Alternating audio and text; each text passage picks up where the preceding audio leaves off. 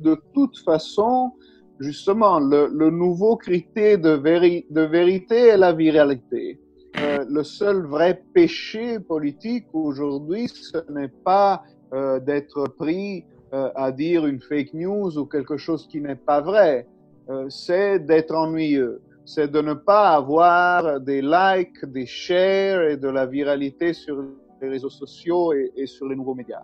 La vérité est mesurée par la quantité, elle n'est plus mesurée par la qualité. Elle est mesurée par l'adhésion et la quantité de l'adhésion.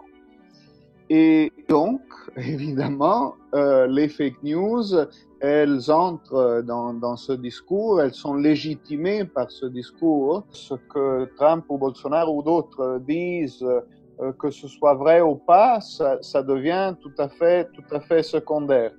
Et c'est très difficile à combattre. Et c'est un peu comme s'il y avait un changement épistémologique. Un temps, on disait j'y croirai quand je le verrai.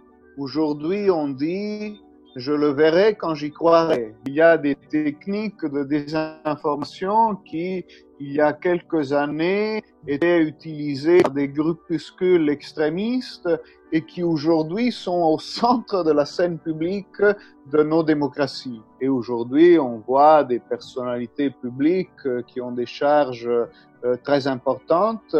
Je pense aux États-Unis, je pense au Brésil, je pense à plusieurs pays européens qui n'ont aucune difficulté à propager des fake news. C'est plus difficile que faire du fact-checking. Et donc, c'est un travail, je pense que nos démocraties sont juste au début de leur processus d'apprendre à gérer la question des fake news. On voit ces jours-ci, on voit au Brésil avec des initiatives judiciaires par rapport aux fake news. Peut-être, ça peut aider dans des cas extrêmes, mais c'est probablement pas la solution finale du problème.